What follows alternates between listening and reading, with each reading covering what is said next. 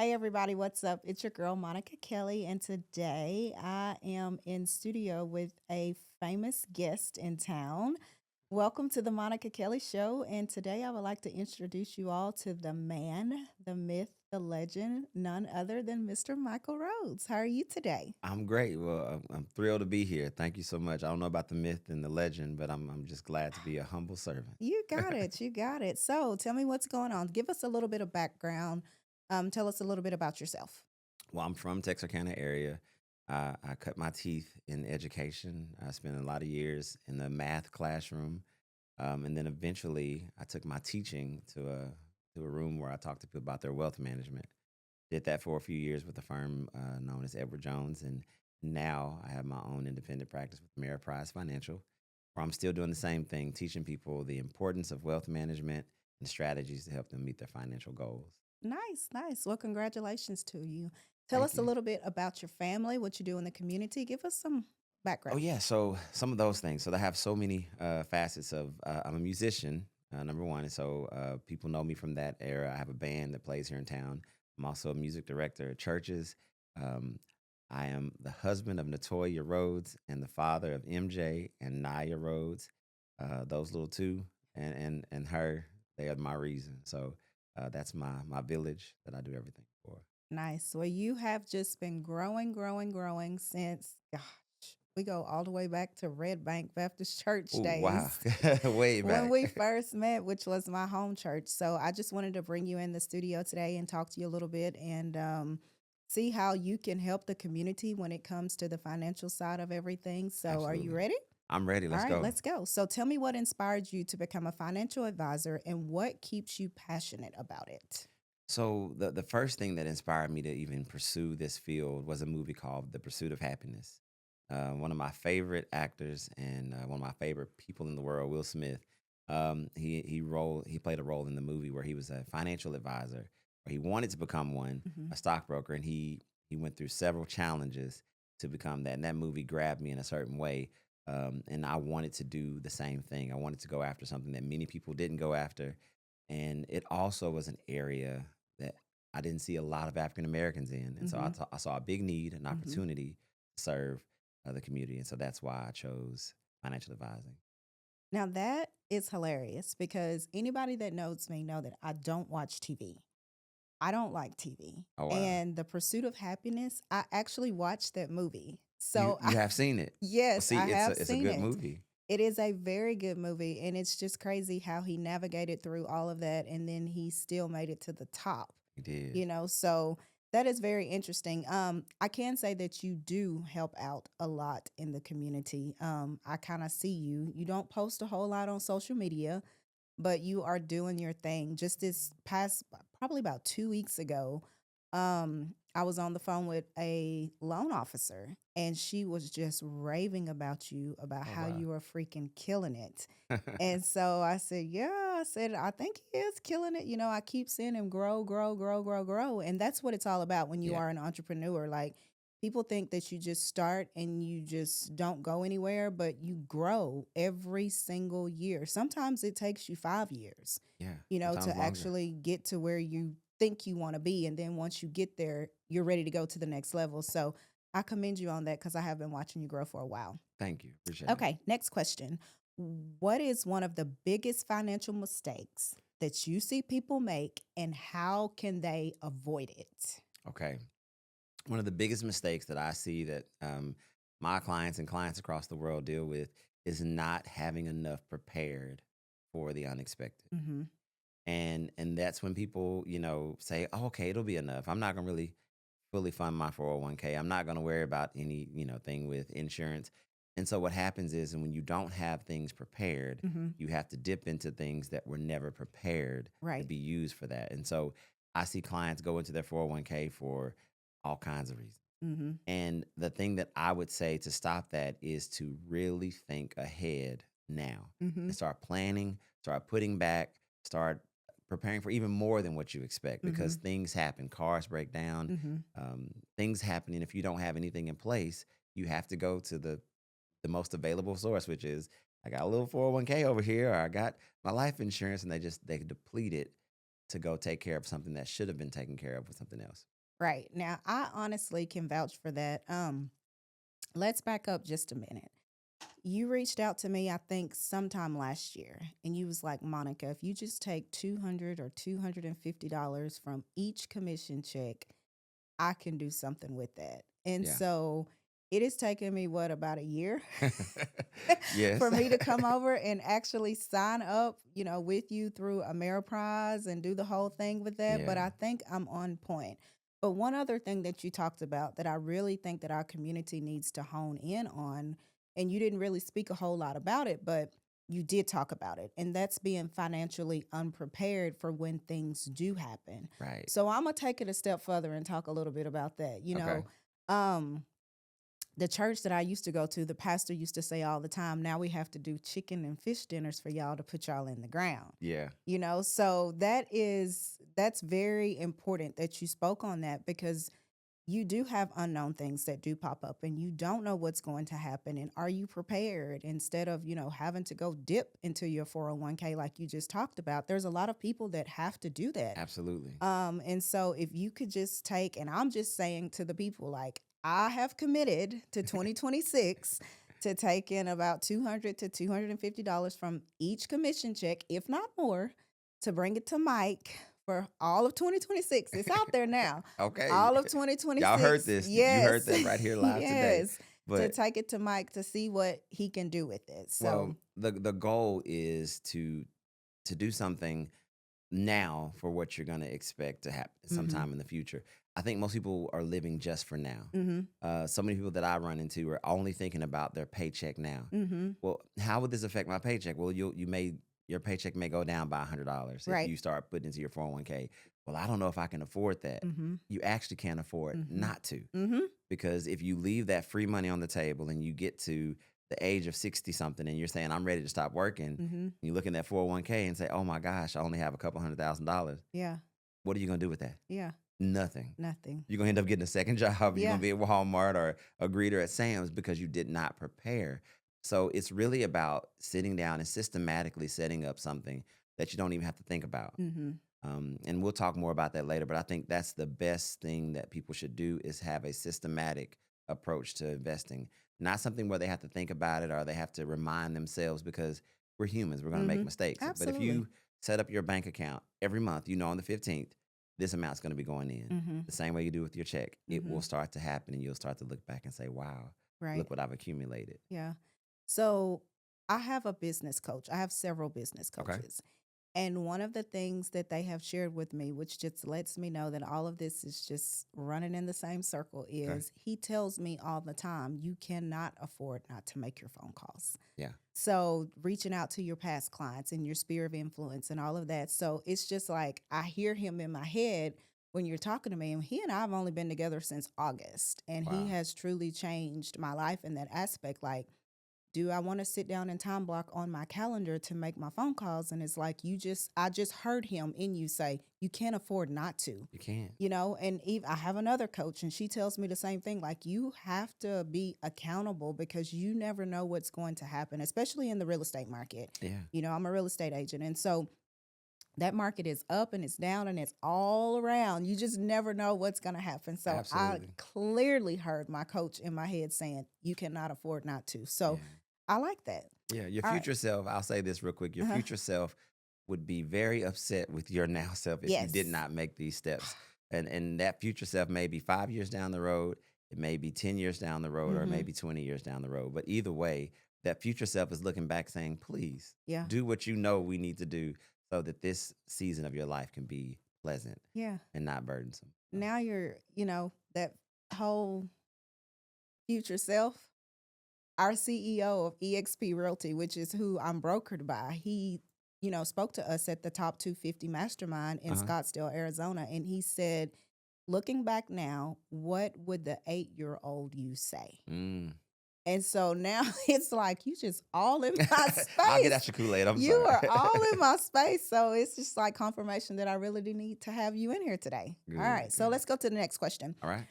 What's your approach to helping clients build wealth, especially those starting from scratch, like me? Okay.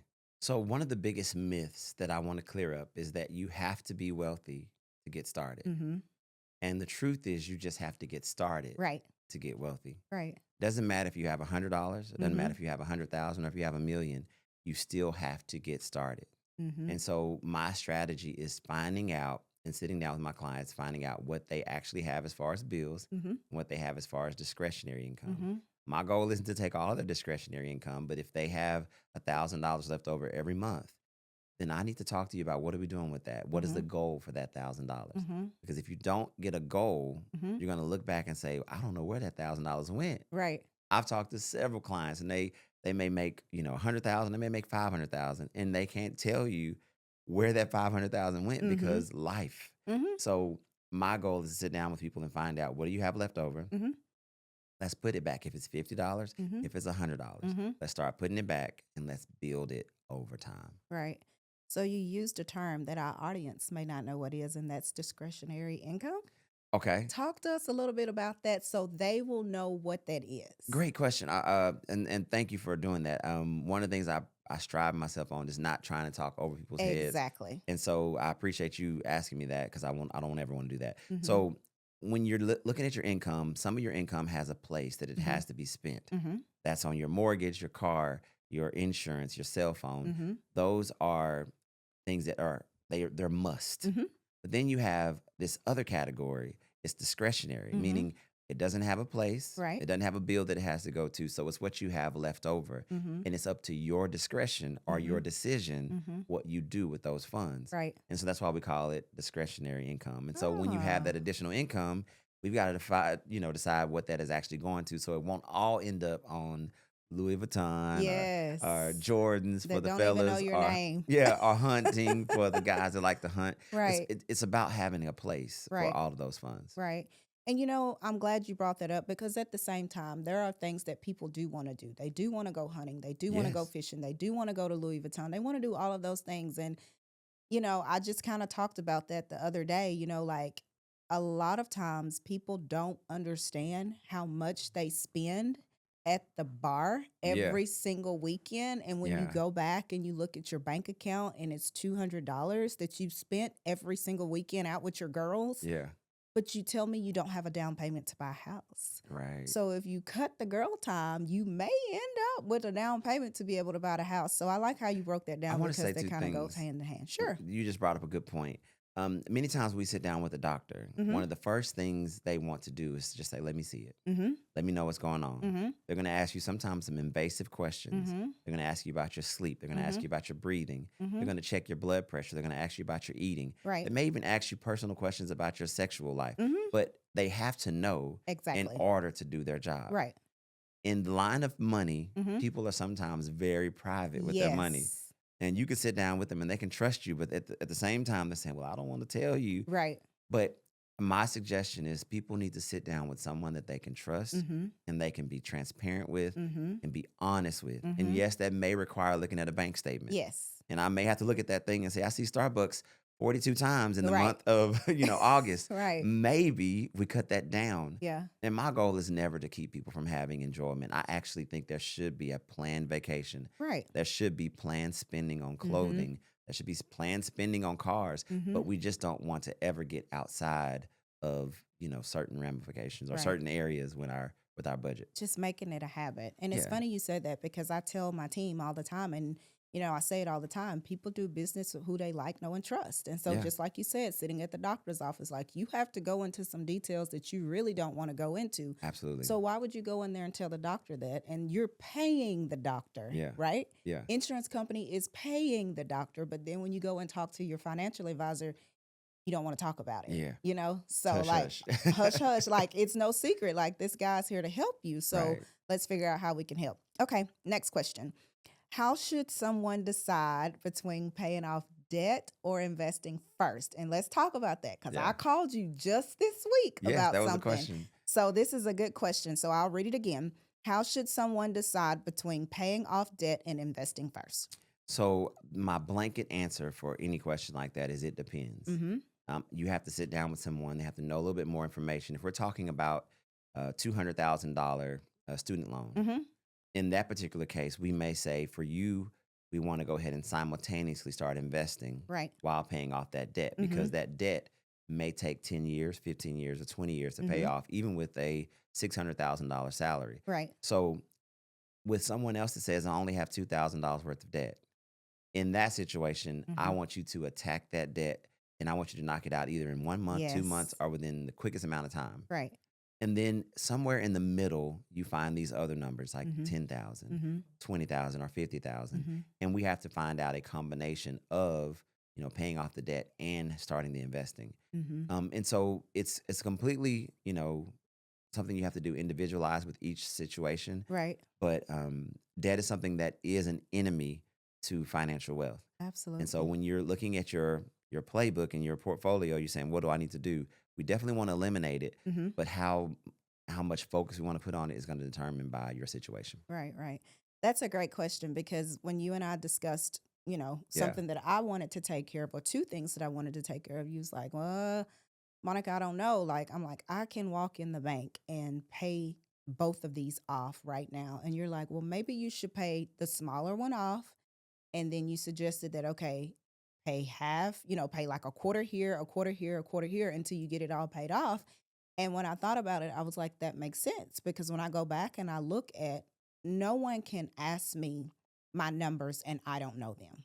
I know my numbers. Right. And it's very important for you to know your numbers. And so I was talking to a lady this week that did one of my downloadables, and I called her and I asked her, did she know her numbers? And she didn't know her numbers. And I said, girl, you have got to know your numbers. If you don't know anything else, if you don't know your numbers, like, what are you doing? Yeah. So those are the types of things that people need to know about. Like, sometimes you can't just go in there and just drop it all at one time. You need to get with the financial advisor and ask them, hey, do you suggest that I do this, A or B? Yeah. Which one makes sense? So I need thank to you. say something else. Okay. When you were talking, it made me think about it. One of the most fascinating things that I think people should learn about, Mm-hmm. and I'll mention it so you can kind of do your research, is called compound interest. Mm-hmm. And it's an enemy and a friend. Mm-hmm. On the debt side, it's an enemy. Mm-hmm. That means that you can take a house that should have been worth 200,000 with Right. compound interest over time. You could pay 400,000 Mm-hmm. or even 600,000. Mm-hmm. The same thing happens on the reverse with your investments. Mm-hmm. And so you may put in money over a period of 10 years and you see, okay, well, that's not that much. I only put in $50,000. Right. But with compound interest, now that particular investment is worth over Mm-hmm. $300,000 because of this secret force called compound interest.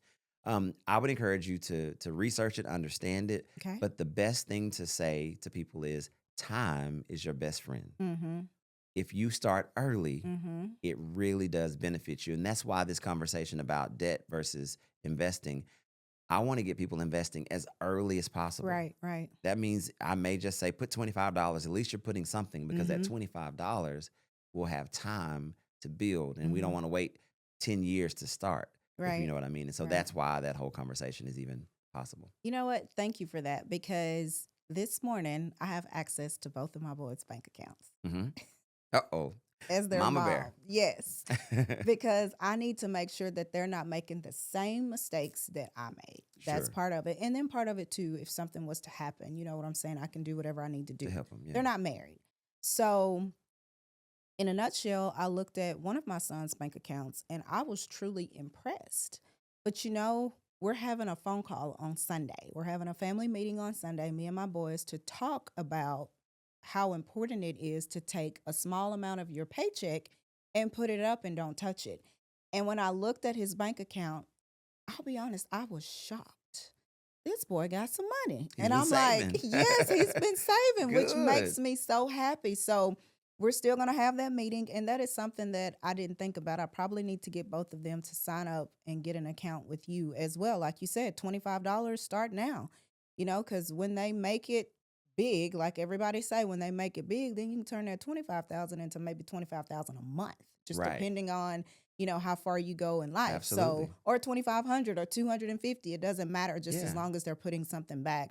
And I've always tried to teach them, like, don't depend on your job or anything like that. Like, you Absolutely. take that and you capitalize to make it beneficial for you and your family. So I appreciate that. I'm Great gonna have to talk advice. to them Yeah. about that.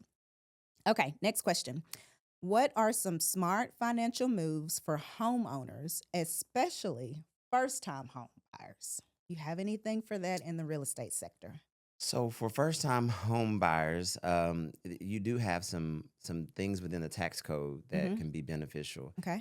There's a couple of ways that you can have access to your money Mm-hmm. before 59 and a half. Mm-hmm. One of those is for a first time home buyer. Mm-hmm. So you could take money directly out of your IRA or your Roth IRA and Mm-hmm. use it as a down payment towards your home. And Yes. you don't have to pay the 10% penalty that Correct. you would have to if you were, under the age of 59 and a half. So that's one awesome thing within our tax system, Mm-hmm. our tax code that allows you to use those funds. Another thing is to make sure that you sit down with a wonderful CPA. Mm-hmm. You don't have one, we have met some great Yes. ones, but that will walk you through all of the benefits of Mm-hmm. ownership. Mm-hmm. Um, I love what you do Mm-hmm. as a real estate agent because you're helping people acquire not just the property to live in, Right. but it's an actual asset if they really think Yes. about it that can help them with their financial situations, Mm-hmm. with their tax Mm-hmm. situations. And there's so many other benefits that come with owning a home other Mm-hmm. than just bragging and saying I live in a nice house. Right, right. So I would encourage you to sit down with your CPA, your tax professional and say, okay, what are the deductions that I get Mm-hmm. as a homeowner? Mm-hmm. And as you get those deductions, it lowers your taxable, income. You have a little bit more money at the end. It's discretionary. Come Right. holler at me. We'll talk. Right, right.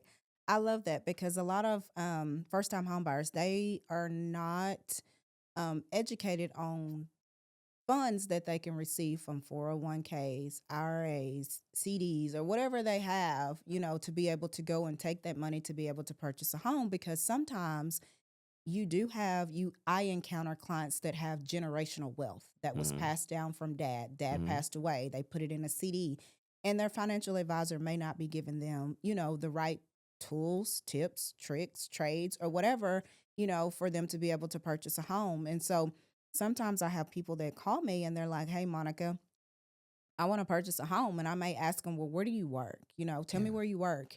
And so they may tell me where they work or whatever the case is. And I'm like, do you have a 401k? And they're Yeah. like, yeah. And I'm like, do you realize that you can take money out of your 401k to purchase a home and not be penalized? And so those are things that they don't know. And so it's very important. And I'm saying this to the audience, like it's super important to make sure that you are paired with the right real estate professional so that they can help you Absolutely. sleep on wealth at night, because that's Yeah. what it is. And I talked about that, earlier this week in my live. Like a lot of y'all are waking up and you're seeing your landlord in like Japan and Paris and all these places, and you are pinching pennies to pay your $1,200 rent a month. Yeah. So make sure you link up with the right people to try to get you to the next level in life. So, Yes. okay, next question. Gotcha. And this is a good one, and All it's right. kind of like a twofold. So, what is your advice for entrepreneurs or real estate agents with inconsistent income, such as myself? So, a Okay. lot of people think my income is consistent, but it's not. Okay. So I'll say this because I have some level of inconsistency, and I have a friend that's also a barber, and so Mm-hmm. many other people who have one month they may make 10,000, Yep. next month they may make 30,000, and Yes. they may have a dry month they only make 5,000. Who Right, knows, right. right? So when you have inconsistent income, Mm-hmm. you have to live near the bottom threshold. Mm-hmm. So what you do is you take your yearly, amount, Mm-hmm. and then I would cut a third of that out because you don't know if that's going to always be there. Right. And the best way to do it is you take your lowest number. Let's say your lowest month is, I'm trying to use even numbers, 10,000. Mm-hmm. Your highest month is 30,000. Mm-hmm. Well, we don't want to live on a balance of $30,000 for our bills. We want Right. to say, okay, I've got to make myself make it on a Mm-hmm. $10,000 Mm-hmm. income. Right. And if you can set all your bills off of that, you should Mm-hmm. be okay. There will be a time that you'll make 30. So you're like, well, Yes. what am I going to do then? Yeah. This is when you can take care of debt. This is when you can look at other things that you want Mm-hmm. to acquire. This is when you can invest. Mm-hmm. And then whenever it's below that, you need to also have 3 to 6 months worth of income Mm-hmm. saved up in what we call an emergency savings. Right. That's for the inconsistency, the droughts that do come. Right. And if that comes, you're not having to say, oh, Lord, I got to go take from here or borrow from Right. someone. You can go right to your bank account and say, okay, I'm going to move over $5,000 from my emergency savings to Mm-hmm. cover the deficit for this month. Mhm. And then when I have that extra and that excess, I can refund that to myself. Yeah. And so I would just encourage you to live on, as they used to say, don't live too high on the horse. Right, right. Just because you have a good year Mhm. or a good month doesn't Mhm. mean you need to automatically change. Because I know people, Yeah. oh, Yeah. even lawyers. I won this big case, and I don't know. I was like, okay, but don't go buy that house just yet. Exactly. Yeah, what I would say is just get you a house that's somewhere in the middle. Mhm. I know you have $1 million case you just won, but Right. we need to be smart Right, because you're right. not going to win $1 million case every Every month single or every time. year. Yeah. So Yeah. yeah, just try to find a way to live on the bottom. That is so good because I called you probably back in July when I had those 11 closings for the month, Oh which was yes, my I remember. highest It was a number crazy ever. month. And What I was like, dude, do I this do? is what I'm bringing home. Oh my God. And then it seems like the next month I only had 2 closings. I went from hmm 11 to 2. And it's kind of like it always offsets itself. But hmm my income is inconsistent, because sometimes it's this and sometimes it's that. But you're right. Whenever I first stepped out to be a full time entrepreneur and I decided that I was done, working for someone else and someone else telling me what to do, I want to do this on my own and I want to do it this way. I was terrified because of the inconsistent income, but it seems like the more I stayed with it and kept my head down and kept following up and kept doing those things, I just keep going, going, Yep. going, going, going. And there are months that are dry. Like I hadn't had a dry month in a long time. And right now, December is kind of scary because I only have one on the books. And I'm like, okay, Lord, what are the other three? Because I always ask for a closing each month. That's been my prayer for about 20 years now. Like Yeah. when I first wanted to be a real estate agent, like, Lord, how can I just close one house a week? And that has always been my prayer and it's always been my goal. But then when I look back, he's already exceeded the 52 transactions. Like Yeah. I finished that just this past week. Wow. So it's like, I get what you're saying. The inconsistent income, you have to learn how to train your mind to say, okay, this week I can go get milk, bread, eggs, cheese. Next week I'm going to get fajita meat and steaks. You know what I'm saying? Like you Right. have to train your mind to be there. So I I get have to I exactly have to what you're jump in. saying. You said something that was so amazing. I think that's faith and Mm-hmm. having a connection with God is so Mm-hmm. important Mm-hmm. when you step out to be an entrepreneur Right. or when you step out to do something where it's not consistent. It Mm-hmm. is a faith move Mm-hmm. because you literally said, "I don't even know what December is going to be Yeah. like," Yeah. and you have to have faith in God and faith in yourself Mm-hmm. because faith without works It's dead. is dead. But also, it gives you this opportunity to see Him come through. Right. Right. And then you also have this ability to understand that you have daily bread, Mm-hmm. not monthly bread, Daily. not yearly bread. You Give us get day, this just day. this day. And so Yes. sometimes you have to be confident and comfortable with just the day. Right. Right. I'm excited about this day. All I'm Right. worried about is today. Right. December will have a chance to think about itself and worry about itself. But right Right. now, I'm in November and I'm thankful for this day. Right. So yeah, While I've been doing this for 5 years, going into 2026, like I'm really buckling down. Like I'm talking straight focused. Like, nope, yeah, nope. My husband, let's do this, let's do that. Now we do have something planned every single month next year. We're in the air, yeah, but it's 95% of it is all geared towards my business, yeah, if that makes sense. yeah. So I probably won't be able to go to Cafe Lucille as much or go to Texas Roadhouse as much because I am putting that towards that. And like case in point, we're getting ready to spend a whole week in New York for Christmas, like 2 kids, I'm Yeah. super excited about that. So I'm like, this past week we went to Dallas and I had a doctor's appointment and we went to Papados and then we went to what mall is that? I can't think of the name of the mall. One of those big malls that's got Okay. all the Gucci and the Louis Oh, and okay. I didn't even Marcus and all that in it. uh-uh, Yeah. no, let's go. I'm You like, said, let's Get go. out of I here." just need to get out of here because things are about to change. So, Yeah. okay, let's go to the next question. Sure.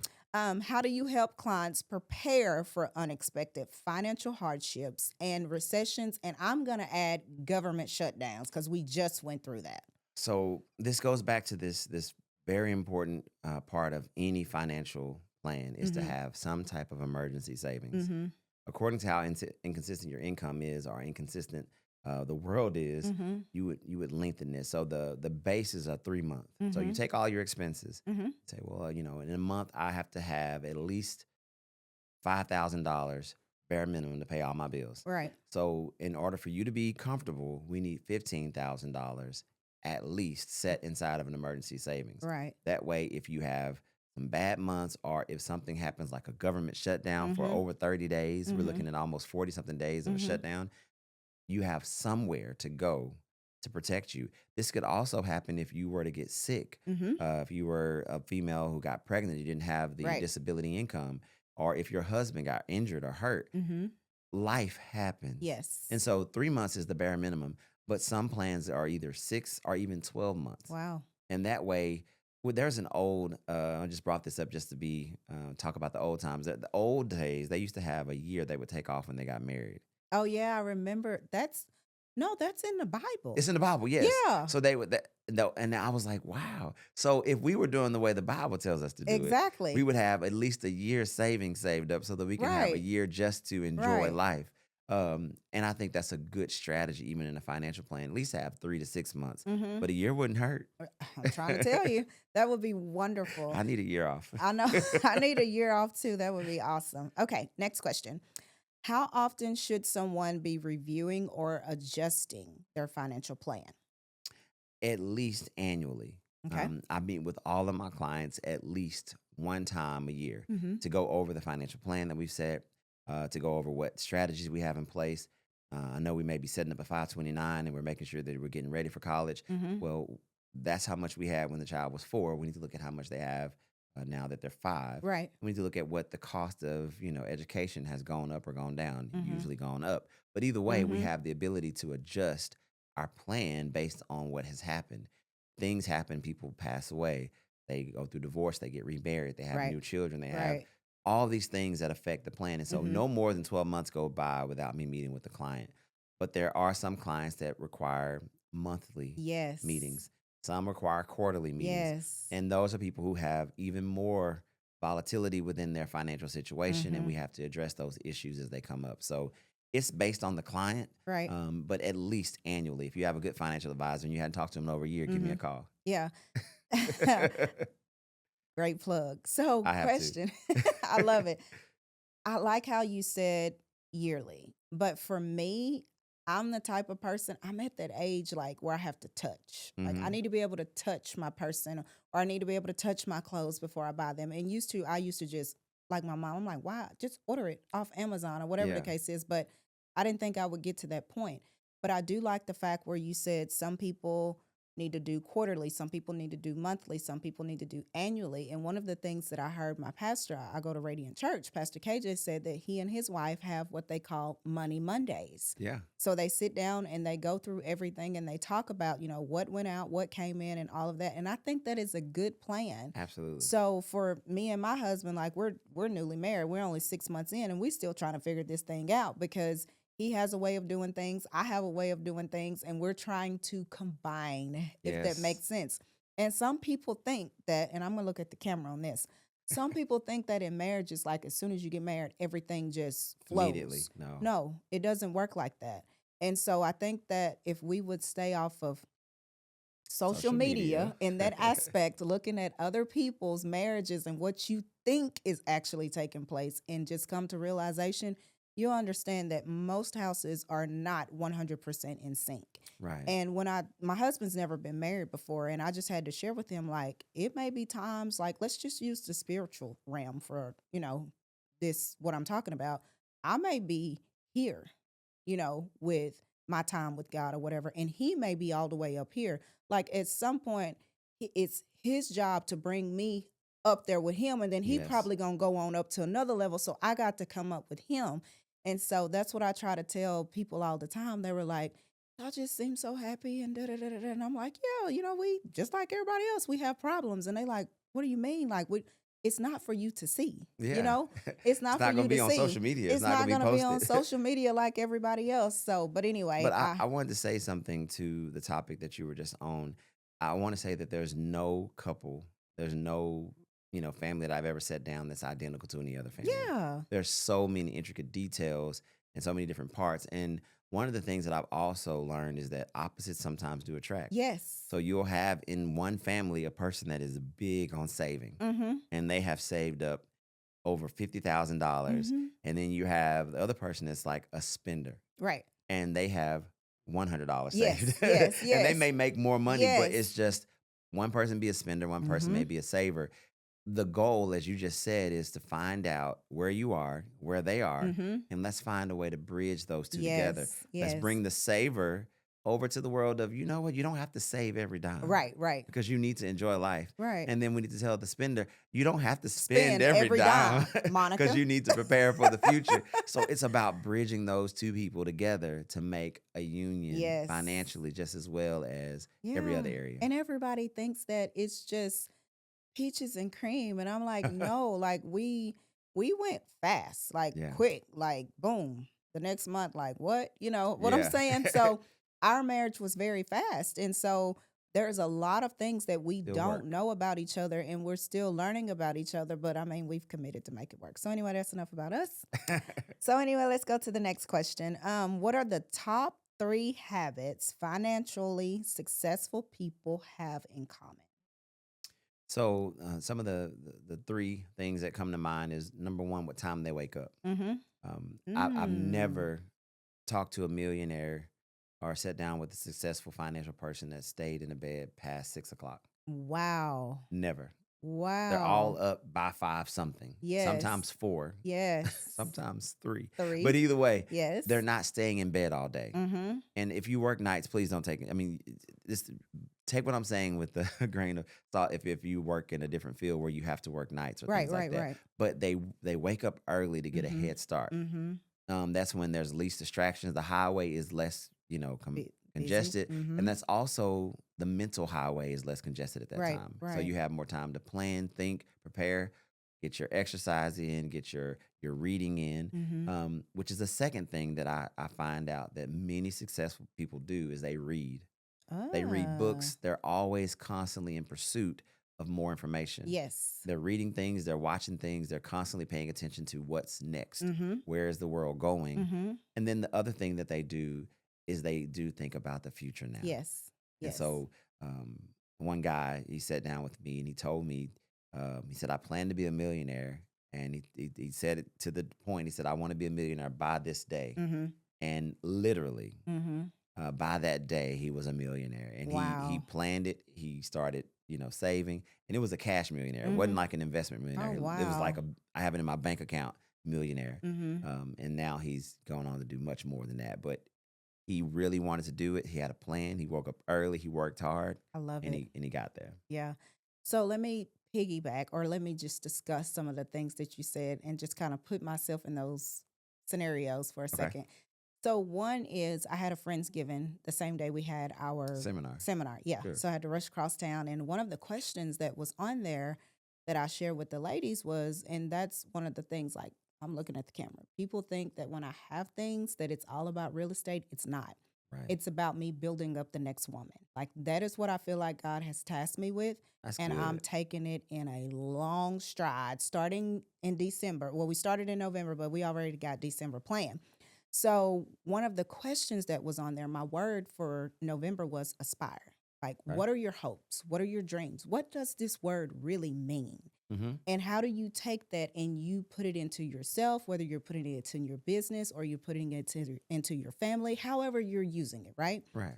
And so, one of those questions was I gave them a question like, what do you want to accomplish by the age of 45? And I use 45 because I'm 43, so I'm giving myself a 2-year plan. Anybody that truly knows me know that I don't sleep. Like I literally have to take medicine to turn my Yeah. brain To off. make your brain It is stop. the Yeah. craziest thing ever. I never thought I would be that way because I love my bed.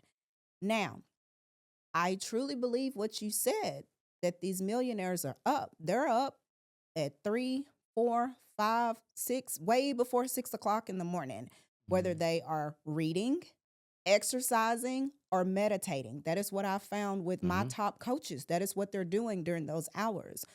One of my coaches, he starts his coaching calls at 4 o'clock in the morning. Yeah. And people are on the East Coast, West Coast, North, South, whatever the case is. Like, you got to fall in there because sometimes he has like 22 coaching calls in a day. And Hmm. this guy charges $2,000 to talk to him for 20 minutes. Yeah. He's the GOAT. Like, I'm sure I can't find anybody else that's going to pump that into me. But he's always like, what are you doing with your time? And he tells me all the time, keep doing the same things because those are the things that have got you to where you are. When you let off and you try to start adding stuff, like millionaires, they don't really do that. Yeah. They may add just some small things. And then the other thing, when you talk about reading, like, I'm not a person that can sit down and look at a book. If I look at a book and start reading, I'm going to sleep. Yeah. But I listen podcasts. There you go. And so there's a lot of people that don't understand how important it is. Like, I I'm at the point, like I said, I want to touch. So I'll buy the book and then I'll download it on my phone. So I've paid for it twice. So Yeah. now I'm really going to use my money, right? So I can highlight in the book as, it's reading to me. And I do that a lot of times when I'm on a flight. And then what was the third thing you said? Well, it's about thinking about the future now and making Yes. those strategies, putting Yes. in So place. So thinking about the future, like, I have this one coach that I want, and just to go and sit with him on his private jet is $50,000. And that's yeah. for only 6 hours. And I'm like, Lord, how can I touch him? You know what I'm saying? If I can just touch him, this may change the whole thing, Yeah, it but will. he is like crazy. And to think that he just literally used to be a trash truck driver. Wow. That's what he was. And a lot of people don't know who he is, but he is like freaking killing it with selling. My Yeah. whole thing is selling, like sales, sales, sales. You're in sales Yes, at the end of the absolutely. day. You're It in is. sales. And so people don't understand that, like, you have to sell an experience. Right. Because at the end of the day, one of the things that I heard listening to a podcast is it's not about the memories, it's about the moments. Right. People remember the moments that turns into memories. So Exactly. I might not be the smartest, tool in the shed, but I know a little bit. There you go. You've been paying attention. Okay, next question. If someone could only do one thing this year to improve their finances, what should it be? And I think I want to answer this question before you answer it. Go So for this it. is like a shameless plug, like call Mike, but go ahead. Okay. I would say the number one thing that you should do is to sit down, stop, Mm-hmm. make a budget, Mm-hmm. find out where you truly are. Mm-hmm. That is the number one place that you have to start. Mm-hmm. So many people don't have any idea. You were talking about a lady that doesn't know her numbers. You'd be surprised how many people don't even know how much they make a month. Yeah. Yeah. They've never even stopped. Mm-hmm. You have to stop. And I will say this, the financial advisor needs to, go ahead and admit to the shame of this. I went a year without doing a budget, a whole year. Mm. And Cost you more oh than my gosh, anything. when I stopped and looked back at the money Uh-huh. I spent on eating out one time, Mm-hmm. it was thousands Mm-hmm. of dollars because I don't always just pay for mine. You know how it is when you want to be a blessing, you pay for the next person and in the Yes. group. And then Yes. you look back and you're like, I spent $3,000 on eating out. Yeah. Yeah. How? Yeah. But it's because I said, I'm comfortable. Mm-hmm. I don't care where you are, who you are, how well you're paid. I don't Mm-hmm. care how much money you have coming into your account. You need to stop Mm-hmm. and you need to do a budget. Yes. The budget will include, number one, your income, Mm-hmm. all the sources of income that you have. Okay. If you have multiple jobs, write them down. Not your Mm-hmm. best month, but your average month. Right. And then once you do that, you start at your most expensive bill and you start listing them. Mm-hmm. It's usually going to be your house or your car, Mm-hmm. one of the two, your rent or your, car. And then you just keep going. Don't miss anything. Yes. Write them all down and then find out where you are. Because if you're on a weight journey, if you're on a marriage journey, the first step is always finding out where you are. Right. And so once you see that little X that says you are here, Mm-hmm. now Mm-hmm. we can start the journey to financial freedom. Yeah. So I got a piggyback. Okay. This is so good. So I'm so happy you're here. I'm glad I came. Yes, this is so good because it's like just eating me up, right? So one of the things that I discovered this year is the Profit First book. I don't Okay. know if you've ever read that. I haven't. So there's a financial coach. He's out there and like he really makes you sit down. So basically what you just told the people was their profit and loss. That's their profit and loss statement Okay. that they typically don't know anything about. Business owners typically have that, but you need to put that in your real world. What did I profit and what did I lose? Mm-hmm. And so It is so dangerous to just be out here swiping your debit card. It is Guilty dangerous. before? I'm so guilty. Until he sat down and showed me my numbers. And like you said earlier, people just come in here and they don't want to give you their bank statement. And then when they give you their bank statement, you made $40,000 this month and you have no clue what you None. did with it. All you know is you woke up and it's gone. That is so important. And so one of the things that I heard him say, I think we were on a webinar or something, and he said, if you just take 10% of everything that you do and you put it in a separate account, name that account your profit account, then I want you to go back at the end of the quarter and see what you profited for that quarter. Mhm. How much money did you make? Leave it alone. Don't touch it. So it's almost like it's another emergency savings account, but you still pay yourself, if you Mhm. can pay yourself 50% of whatever your commission checks are. So he speaks predominantly to real estate agents, Yeah. but I take it and I try to apply it to my household. You know what I'm saying? So Right. we not all the way there yet. We still working on it. We We ain't all all the way are. there. I don't want people to think that. But at the end of the day, it's funny that you said that because all it is a profit and loss statement. Like, what did I make? And then what Mhm. did I lose? And like you said, sometimes it's 42 different Starbucks that are on there. Like, did you really need that coffee? Can you not Sometimes twice go? a day. Yeah. Can you not go and buy a little machine and Right. get on TikTok and find a recipe? Right. You know, I was on TikTok earlier this morning, probably about 2 o'clock. And a real estate agent was on there saying that she was with one brokerage and she left and went to another brokerage. Like she Mhm. didn't sell anything with that brokerage, but she posted her income from January through November. And it's crazy because it started out like 5,000. Then the next month it was zero. Then it was 20,000. Then the next month it was 4,000. Then the Mhm. next month it was 30. I mean, like her July, August, and September were all in the 30,000s. Then she dropped down to 5,000. So that's kind of like the life of a real estate agent. Like you really don't know. And anybody that may be in like pharmaceutical sales, like it's not always consistent. So Right.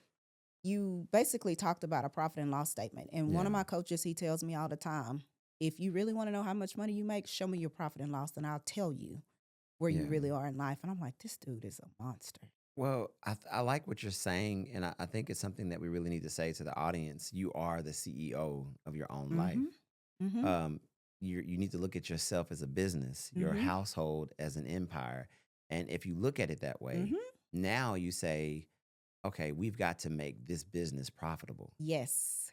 We can't be in a successful business and we're literally going under each month. Every month. We have too much debt on our books. We've Mm-hmm. got to make some adjustments. Mm-hmm. And if you do it and you think like that, Mm-hmm. then you'll just make strategic business decisions, Right. not personal decisions, not emotional decisions, but Yes. business decisions Yeah. that make your business, your family successful. That is so true. And unfortunately, I've heard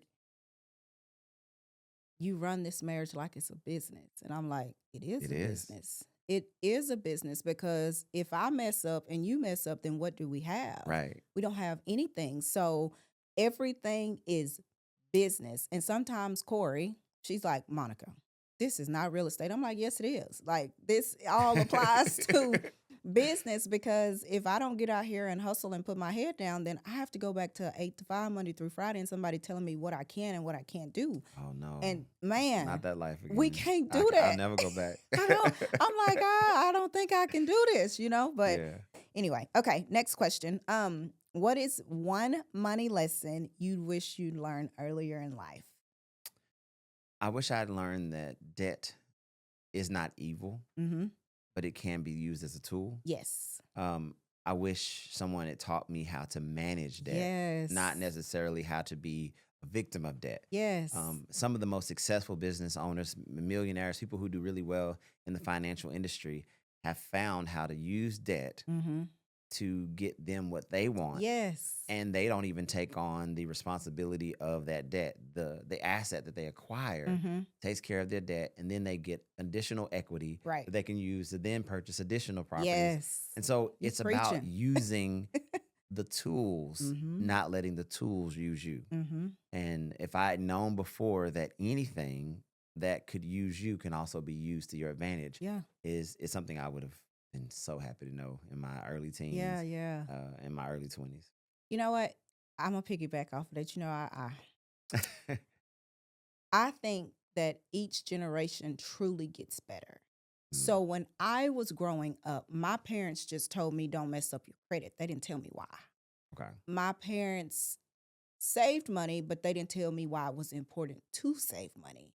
And I kind of mentioned that when I had my group of ladies with me this past weekend. I'm like, our parents tell us all of these things, but they don't tell us why, you Right. know? So there, what all that you just said goes back to also making sure that you are surrounded around the right people. Like Right. you're truly in the right rooms. Hmm. I'm not talking about a lower level room. I'm not talking about, you want to be in the high level rooms to where you are the smallest fish in the pond. And Yeah. that's okay because that Absolutely. just means you just jumped to the next pond and then there has to be another one. There's another room that I truly want to get in and it's $25,000 to get in that freaking room. And I'm You'll like, be in I there. am going to do that one day. Like it's on my list. I'm gonna do this. I don't know how I'm gonna do it, Lord. You're gonna do it for me. But it's $25,000 to get in that room. And one of the people that has already been in that room, when they first started, they had zero contacts. And that was a year ago. They now have 13,000 contacts because they got in that room and they implemented what that coach told them to do. Yeah. And to start at zero and to have 13,000 contacts, and he's constantly selling a product, and people don't even know that it's a product. It's about getting people in front of you.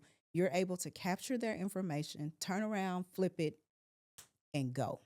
I have to say this. So that I like that you're aspiring to do Mm-hmm. that. Mm-hmm. And I think that you have gotten comfortable with the uncomfortable. Mm-hmm.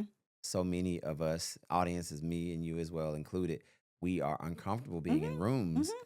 where we are the small fish and Mm-hmm. other people are the big fish. And Yes. we have to be okay with that Yeah. because those are the opportunities that will stretch us, will Mhm. grow us. Mhm. Even if you're uncomfortable sitting in front of a real estate agent or a financial advisor, Mhm. it's uncomfortable for a moment, Yeah. but you walk out of there with something that you can Yes. use that will better your life financially or even your life, as it pertains to real estate. Yeah. So be good with being uncomfortable. Mhm. Be okay with that. Man, it's so hard because I'm just like, dog, and it's not that you are envying or you are No. jealous of the next person. It's like, that's a powerful woman and she doesn't even realize it. She knows how powerful she is. And I'm just like, dude, like how you're all over the country now attracting people to your business. Like, how in the world did you do that? And it's just crazy. And there's one lady that's I think she's in Dallas and she's like super big on social media and it's crazy just to watch how she will put a video out and it just take off. But it's life lessons that she's constantly putting out to people Mm, and she's attracting them to her and now she's coaching them.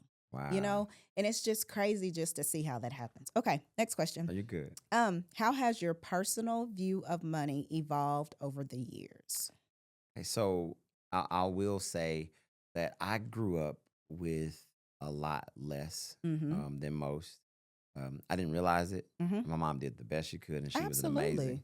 Absolutely. But we were considered poor Mm-hmm. now that I know more. Mm-hmm. And so I love the idea of having, Yeah. and I thought that $100 was a lot of money. Yes.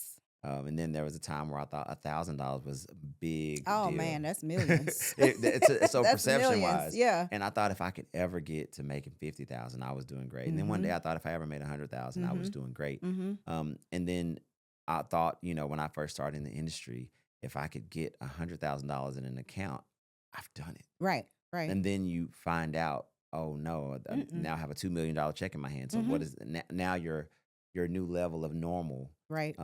is so much higher. Yes. And so what's happened is I've now taken money and it now is just a tool. Mm-hmm. I'm not impressed with someone Mm-hmm. that has 10 million and Yes. I'm going to look down on someone that has 5,000 Absolutely. because it's all a tool. Mm-hmm. And if you use it correctly, it could be Mm-hmm. to your benefit. Yeah. Some of the worst clients I've ever had have been multimillionaires. Mm-hmm. Some have been football players. Mm-hmm. They don't want to. They don't want to save for the future. They Right. want to spend. Yeah. And some of my best clients have been people who have, actually started by picking strawberries, Yeah. and they made $5 a basket, and Wow. now they're multimillionaires. And Wow. so, it's all about perspective and knowing that no matter where you start, you can get to where you're trying to go. I love And it. money is just a tool. It's just a tool. And a lot of times we will get so caught up in looking at what the next person has, Yeah. and you just really don't know. And it's funny because you and your sister both are financial advisors. Yeah. And it's like y'all took what happened when you were little and Yeah. made sure that you didn't take it well into your adult life. Now y'all are, older in life or whatever, but you had to go through steps to get ever, to get to where you were. So Yeah. I do like that. But a lot of times people will look at a situation or a person and think, just look at her. Yeah. But you don't know what that The person story went is, through. yeah. Like you just said, somebody was picking strawberries for $5 And a 5 cents. basket. 5 5 cents. cents. 5 cents a basket. 5 cents a basket. 5 cents is nothing. That's like a penny. Right. Less than a penny if we could go there She would fill a whole these basket days up for with five strawberries and 5 cents. cents, and now And she's a now she's a multimillionaire. multi-millionaire. Like that is crazy. Like those are the people that I want to be around, because when you are in proximity of something like that, you can't help but to go up. You Even learn. if it's just one notch, it might not be 10 notches. You may just go up one step further than where you were. So it's also very important, when you speak on that, to make sure that you are surrounded around the right people, because she started at 5 cents. She couldn't get that with the other 5 cent pickers. So Mm-hmm. she had to go somewhere else and reach out to the 10 cent Yeah. pickers to get her to the 25 cent pickers. You know what I'm saying? Exactly. So I applaud whoever that is. I don't even know who Yes. that is. Okay. This is gonna be our last question because Okay. I think we're running out of time. Okay. This is so good. Yeah. And then I'm gonna let you tell everybody, because I'll keep going. Tell everybody how they can get in contact with you after this question. Okay. Okay. Good deal. So, what's a financial decision you made that completely changed your life? And I think this is a good one. So I think the financial decision I made was, and I'm not trying to relate it to real estate, Mm-hmm. but that was the most significant decision I ever made. At the age of 19, um, I bought my first home. Is that the one that was across the highway from me in It was Pleasant Grove? no. Okay. That was probably number. I kept, so I'll kind of get to that. Okay. I started with a house in Spring Lake Park. Okay. I would say the address, but it's right I across, understand. I right across understand. from the park there. And it was my first home. It was only 60 something $1,000. It was a big deal, but Wow. it gave me an opportunity to Mm-hmm. become an owner. Mm-hmm. And as I talked about earlier, I of course gained equity. I sold it, flipped it, bought another one, 7 or 8 times over. Mm-hmm. And I've always been able to have some equity in Right. order to move on to the next opportunity. Mm-hmm. And I think that was one of the most important financial decisions that I Yeah. made. And so it's key to sit down with someone like yourself Mm-hmm. and just find out if it's possible. Right. At the time, my mama said, "Boy, they're not gonna let you buy no house. You 19." Yeah. She said, "We ain't even bought a house." At that time, we lived, I didn't live. My mom had moved out, but I was living in an apartment. But she had stayed in a duplex, Mm-hmm. and then she stayed in a double wide. That's what it Mm-hmm. was called, double Mm-hmm. wide. And so it's not a house; it's a manufactured home. But Yeah. it was the best we could do. Right. And she was like, "They're not gonna let you have no brick house." Mm-hmm. I said, "Mama, they gonna let me do it?" She said, "Really?" And it just opened up the world of Yes. possibilities, because then as a homeowner now I can now talk a different talk. I can Mm-hmm. now go into certain rooms Right. and do certain things with equity. So it was a big decision. I Mm-hmm. won't ever regret that. Mm-hmm. That's so awesome. So now just tell us how we can contact you, because the people need to know, as my daddy say, folk need to know. They Well, need to know how to be able to contact you so that they can get around people that are in the same proximity as you and yes, help build their generational wealth. Because, their wealth. It doesn't even yes, have to be generational, because sometimes we leave things behind, but build wealth for the life that you have, because tomorrow our eyes could close for good. yeah, And what I always tell myself, if I leave this world today, I done been to Paris. I done been on planes. Like, it's killing me now that I can't get on a plane. But I have done things, and I ain't talking about Paris, Texas, because yeah, anybody can go to Paris, Texas. I'm talking, I've been to Paris, I've been to Hawaii, and those don't seem like big things. And people think that that's a lot of money, but get with a travel agent and pay it out. yeah. Like you can pay it out. So Live, just live. Just absolutely. live. So tell people how they can contact you. Well, how you can contact me is you can call 870-774-1333. and my assistant will be glad to put you on the account. I mean, not on the account, but on the calendar to sit down and have a free consultation to talk about your financial goals, what you're trying to accomplish, and how we can help you in that area. I would encourage you to, listen to podcasts like this, continue to gain information. You'll see me either on social media or somewhere. You can reach out to me any kind of way you want to, and then we'll redirect you, of course, to the office so you can talk to my assistant and get you on the calendar. I want to thank you for having me.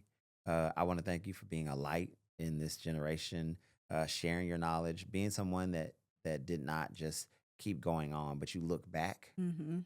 not look down, but look back and said, "I Yes. want to see how I can bring other people into this light, other people Yes. into this knowledge, Yes. and the same opportunities that I enjoy. I want others Mhm. to enjoy." So, Mhm. thank you for doing that. Thanks for having me, Of and hopefully, we get a chance course. to do it again one day. Awesome. Guys, thank y'all so much for tuning in to the Monica Kelly Show. Stay tuned. If you know of anybody that I should be interviewing, make sure you reach out to me. You can DM me or you can call me at 903 278 8955, and we'll talk soon. Bye now.